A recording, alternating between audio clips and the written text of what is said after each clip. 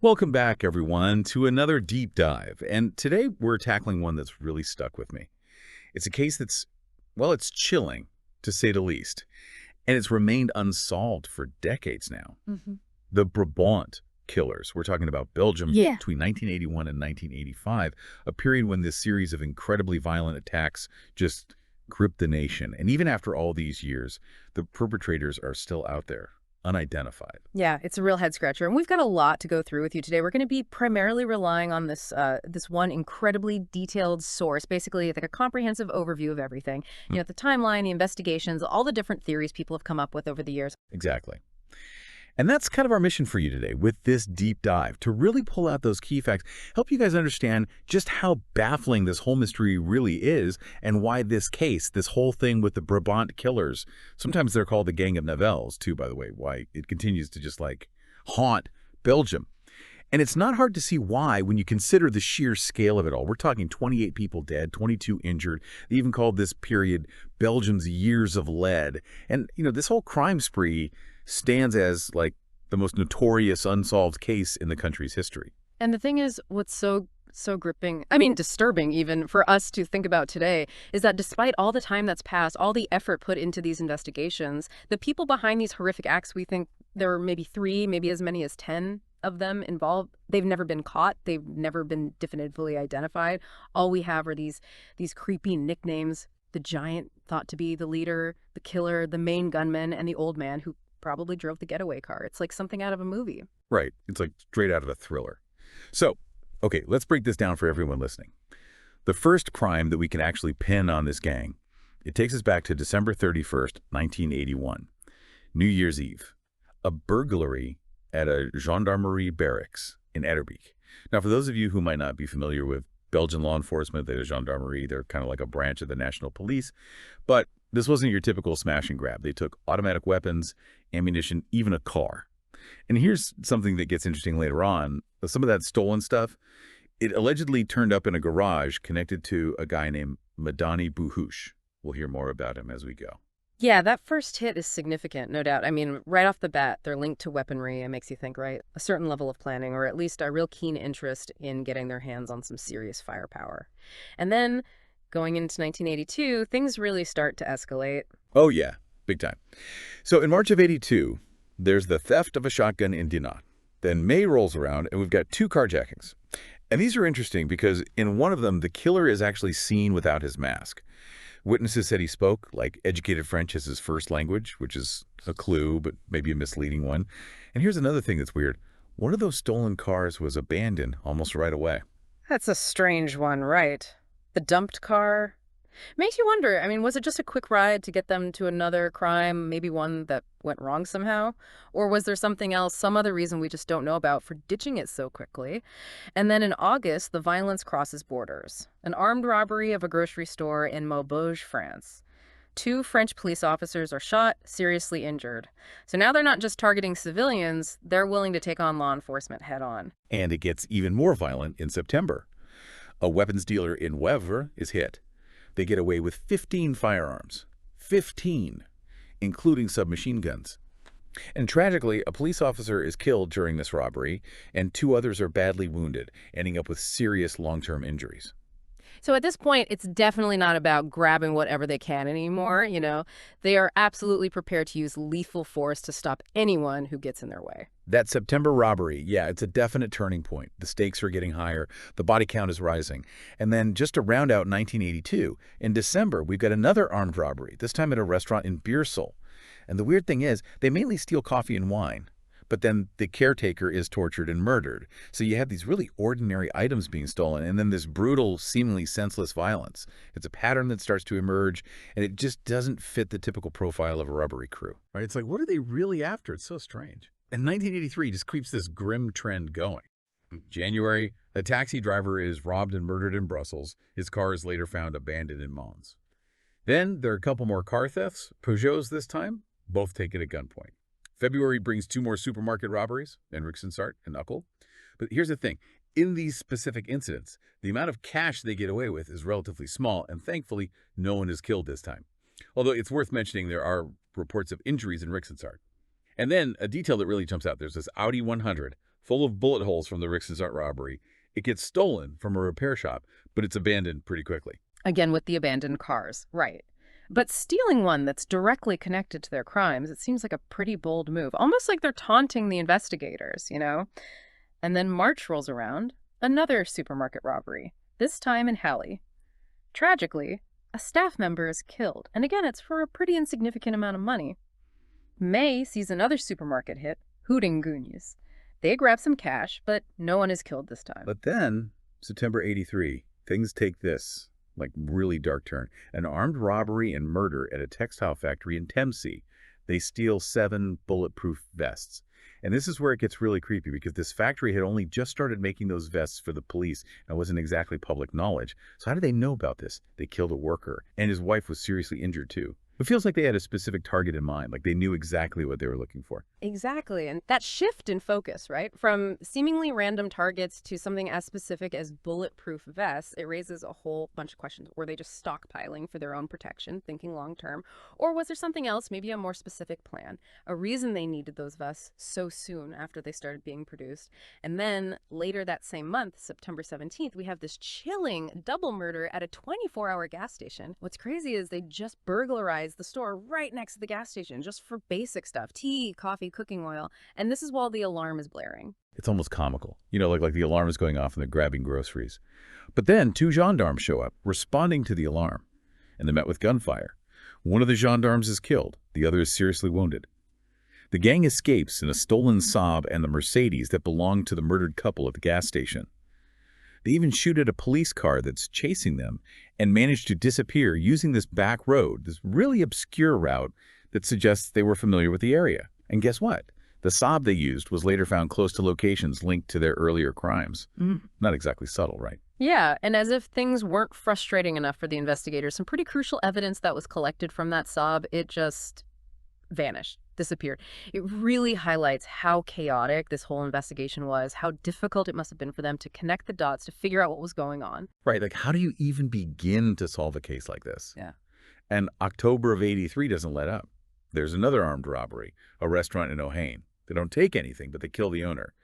Then another supermarket is hit in Beersel. Again, a relatively small amount of money is stolen, but a customer is killed. It's this constant back and forth extreme violence for what seems like very little reward. It doesn't make sense on the surface, does it? And then December comes along, and it's the armed robbery of a jewelry shop in Anderlews. The owners, a husband and wife, are both murdered, and they only get away with about 3,000 euros worth of jewelry. The wife is killed instantly, and the husband, he's shot while he's trying to defend himself. And they even go to the trouble of destroying the security camera footage. The Volkswagen they used had fake plates, and guess what? Linked back to their previous crimes. It's like they wanted to be caught, but also not. Yeah, it's this weird mix of like carelessness and meticulous planning. It's baffling. Yeah. And then we get to 1985. And things take this truly terrifying turn. After this like significant pause in their activity, the violence comes back in September, and it's worse than ever. On the 27th, they hit 2 Delhaize supermarkets in quick succession, Braine-l'Alleud and Orise. And the really disturbing thing here is the sheer number of people they kill and injure for, again, a pretty small amount of money. In the first one, 3 people were killed, 2 wounded. In the second, 5 killed, 1 wounded. It's just brutal, like they're not even trying to be subtle anymore. Those September attacks, they really mark a terrifying escalation from what we'd seen before. And of course, after that, security is ramped up all over the place. But it doesn't deter them. Just a little over a month later, November 9th, they attack the Delhaize in Aloust. And this is outside their usual area, which is a big change. And this attack, the sheer audacity of it is just mind-boggling. They show up while an armed patrol is still at the supermarket. Then in the parking lot, they run into a family of 4 who are leaving the store. The mother, the father, and the daughter. They're all killed for seemingly no reason at all. The 9-year-old son, he manages to run back inside, but they follow him and shoot him at point-blank range. 8 people are dead in total. Several others are badly hurt. And all for what? A small amount of cash. It's a scene of pure horror. Yeah, the reports from that Aloust attack, they're incredibly difficult to read. The weird disguises they wore, the face paint, the fact that witnesses said they were like taunting people, smiling during these completely senseless shootings. It suggests a level of, well, cruelty, I guess. It's almost beyond comprehension. And then there's the police response, or lack thereof, which was troubling, to say the least. Yeah, it's putting it mildly. The patrol car that was there, they actually backed off when the shooting started. And the municipal police, even though some of their cars apparently wouldn't start, which is a whole other issue, they mainly stayed at an exit far away from where the gang was. It's like they were afraid to engage. It definitely raises some questions, doesn't it? And the getaway itself was just as chaotic. Apparently, the giant was just walking alongside the getaway car at first. A policeman did manage to fire a few shots at their VW as they sped off through an exit that, strangely, was left unblocked. And a police van followed them for a bit, but it was a short pursuit. The whole thing is just this picture of absolute terror and confusion. And of course, it left the investigators with more questions than answers. What were their motives? Why was the response so inadequate? Were they tipped off? I mean, the possibilities are endless. Absolutely. And when we look at their MO across all these years, you Yeah. see these two sides, these really conflicting elements. On the one hand, you've got what seems like standard criminal behavior, right? Right. Drug dealing, burglaries. Maybe at first they were driven by money, by a thrill-seeking kind of thing. But then you've got these weird details that just don't fit that picture at all. Exactly. They took these huge risks, but the payoff was often tiny. You've got those early mistakes, like the giant not wearing gloves or the killer being seen without his mask.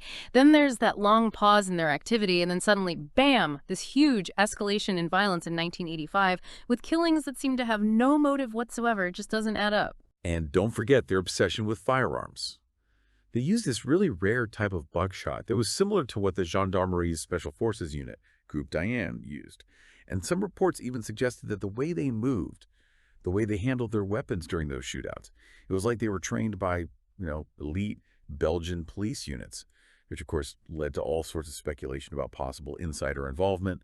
And then there are the modifications they made to the Volkswagens they used, stripping the trim, repainting them. It tells you they had some mechanical skills and a preference for VW parts specifically. And the thing is, even though their getaway routes were often well planned, they often hung around at the crime scenes even when the police were on their way. I mean, that's incredibly risky behavior. It's like they wanted to be seen, almost. And there's also this belief that they had at least one accomplice during that last raid in a first, someone helping them out. And then, of course, you've got the discovery of that weapons stash in 1986 in a canal outside Brussels. There were guns, bulletproof vests, other stuff. But get this, the Winchester pump shotguns that were used in those massacres, they weren't there. And there were rumors, accusations even, that the canal had been searched before, so maybe the evidence was planted, or maybe there was a second, more targeted search later on. That whole canal thing, it's shrouded in controversy. Even the officers who were in charge of that search, they were questioned years later because people suspected they were trying to manipulate the investigation, though they insisted that the first search wasn't very thorough. Yeah. But it all adds to this feeling that, we're never going to get the full story, that something is being hidden. Yeah, it's like a puzzle with missing pieces. And then you've got this whole other layer of intrigue with the talk of ulterior motives and the constant rumors about official complicity. The Alost supermarket attack with the gendarmes nearby who didn't really do anything, it really fueled those suspicions. I mean, people were outraged. And it ultimately contributed to the gendarmerie being abolished altogether. And then there's the whole Westland New Post connection, or WB for short. This was a far-right group led by this guy named Paul Latinas. And the documentary that came out a while back, it really brought that connection to the forefront. The theory is that Latinas claimed that his organization was actually being supported, or at least sanctioned, by the Belgian government. The WNP angle is definitely interesting when you start looking at the timeline and the people involved. They were founded in 1981, and they were definitely a paramilitary group with a history of violence. One of their members was actually involved in a shooting back in 1980, and that member was connected to, remember, Madani Buhush, the guy we talked about earlier, who was linked to those stolen weapons. And the people in WNP, they had backgrounds in the military. Some of them had trained in areas that the Brabant killers later used as their stomping grounds. Plus, WNP was known for being extremely secretive. So it all fits, in a way. And here's something else that adds fuel to the fire. Former WNP members, including one who was actually in the gendarmerie, admitted that they'd been ordered to secretly watch the supermarkets that were later targeted to report on their security measures. And WNP even had its own intelligence officer. Plus, there were reports that NATO units, the ones operating behind enemy lines, they used robbery planning as a training exercise. So it all gets very murky very quickly. Where does legitimate security end and criminal activity begin? It's hard to say. And then you've got Michel Libert, the second in command of WNP. He admitted that he passed along those orders from Latinas, the ones about scouting out those supermarkets. But he claimed that he thought it was just about, developing clandestine skills that he didn't know what they were really up to. And then there's all this internal drama within WNP. One of their members, Marcel Barbier, he was arrested in '83 for a shooting and became a suspect in this double murder at a synagogue. Latinas went to the police and basically threw Barbier under the bus, which caused a lot of tension within the group. Right, and around that same time, a bunch of WMT members who were also connected to another group, they were convicted of running an illegal militia. And some of the leaders of WMP were arrested because they had unauthorized NATO documents. Mhm. Then in 1984, Latinas committed suicide, which really threw the group into chaos as followers split into rival factions. So you've got this picture of a very fractured, potentially dangerous organization, ripe for things to go wrong. And some people believe that all this turmoil within WNP, Latinas' death, that it explains why the Brabant killers went quiet between December 1983 and September 1985. And they think those later attacks, the ones that were so much more violent, that they were somehow connected to these power struggles, these shifting loyalties within the far-right movement. And the accusations against WMP, they didn't stop there. Eric Lammers, this guy who was acquitted of the synagogue murder, but later convicted of another double murder and fled the country, he later accused WNP leaders of being behind the Brabant killings based on that supermarket surveillance they'd done. And Michel Libert, remember him? He was actually arrested after Lammers made those claims on TV, but he was released without any charges being filed. And then later on, someone publicly accused Libert of being the giant, which he, of course, denied. It's like everyone's pointing fingers, but no one's really sure who to believe. It's a tangled web, that's for sure. And beyond the whole WNP angle, there's been a ton of other speculation about what was really going on. Theories about political scandals, illegal arms trafficking, even the idea that the robberies were just cover for targeted assassinations. Someone even suggested that Leon Finet, a banker who was killed during the Overijse supermarket robbery, he was actually the intended target and the whole thing was staged. But none of these broader conspiracy theories have ever been proven. So when we look at the suspects, there were some big names that came up. Patrick Hamers, for example, a pretty well-known criminal. Yeah. But he was mostly ruled out because his typical MO, it just didn't match the extreme violence and the small-time takings of the Brabant killers. He was more of a professional, you know? And then you have Madani Bouhouche, the former gendarme who owned a gun shop. This guy was definitely shady, involved in all sorts of stuff. He was even arrested for the murder of Juan Mendez, who was convinced that his stolen weapons were being used by the Brabant killers. And when they searched places connected to Bouhouche, they found all sorts of incriminating stuff. Yeah. Stolen cars, weapons from that 1981 gendarmerie burglary, even fake license plates. It's hard to ignore all that. And here's a detail that's super creepy. Among the stuff that was linked to the Brabant killers, they found these modified TV remote controls. Yeah. And guess what? They were similar to devices that Bouhouche had planned to use in this extortion scheme against a supermarket chain. And this was before the Brabant killings even started hitting supermarkets. Yeah. It's like this weird premonition almost. Yeah, it's pretty strange, right? And even though all the evidence linking Bouhouche to the Brabant killings was circumstantial, it definitely made people suspicious. And it's worth noting that he died in 2005 while he was working for this rental business owned by someone he knew from way back when. And the investigation itself, it was just riddled with problems. The Boraines investigation in 1983, that's a perfect example of how things went wrong. The police, they filed charges based on some forensic evidence and a witness statement. They said they had confessions, the whole 9 yards. But then it turns out that a really important ballistics report from Germany, which actually discredited that key piece of evidence, it was suppressed by the prosecutor. So the charges were dropped, and the people who were accused, they claimed they'd been forced into confessing. It's a huge mess. And then there's that dead-end lead involving a guy from the Romani underworld who confessed at first but then took it back. And honestly, the list of mistakes the police made, it's pretty disheartening. They didn't properly preserve the modified cars, which could have had vital clues. Fingerprint evidence got lost. The investigating magistrate was criticized for his handling of the case. And they were just overwhelmed with tons of tips from the public, most of which turned out to be useless.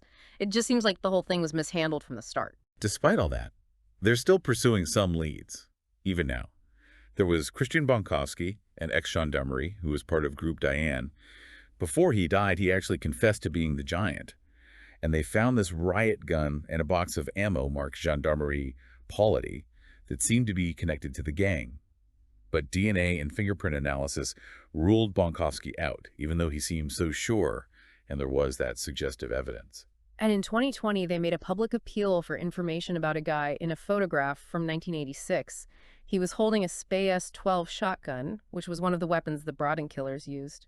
They were also looking for a guy with a really distinctive birthmark, a wine stain, who was apparently seen at the beer cell Delhaize robbery in 1983. So even though it's been all these years, there's still this tiny glimmer of hope that they might find something, some clue that breaks the case wide open. The statute of limitations on the case was extended, but it was set to expire in 2025. And it seemed like that was it, the end of the road. The investigation was officially closed on June 28, 2024. It felt like the final chapter. But as we know, this story just took a wild turn. On January 28th, 2025, they announced that a new lead had come up and that the investigation was, get this, back on. This happened after a civil party in Mons appealed to have 2 more witnesses heard, people who were actually there at the Owlist attack, and the court approved the appeal. So after all this time, after it seemed like the book was closed, there's this possibility, this chance that we might finally get some answers.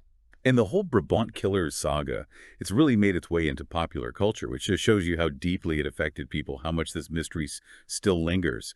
There's the Belgian film from 2018, Don't Shoot, which focuses on that horrific attack in an Owlist and the fight for justice by one of the survivors' families. And then there's the TV series 1985, which came out in 2023. It's a crime drama, fictionalized, but it's set against the backdrop of the real events.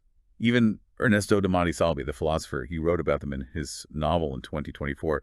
He compares them to other notorious criminals throughout history. It's like they've become this cultural touchstone, the symbol of something we can't explain. It just shows you the impact, the lasting impact of this case. It's a wound that hasn't healed, not for Belgium, and probably not for the families of the victims either. So even with this new development, this new lead popping up after they close the investigation, the Brabant Killers are still this huge enigma. You got this strange combination of amateurish blunders and then incredible sophistication and brutality. The tiny amounts of money they stole, the extreme violence, the complete disregard for human life, and those big questions, what were their motives? Was someone else involved, someone higher up? Were they working for someone?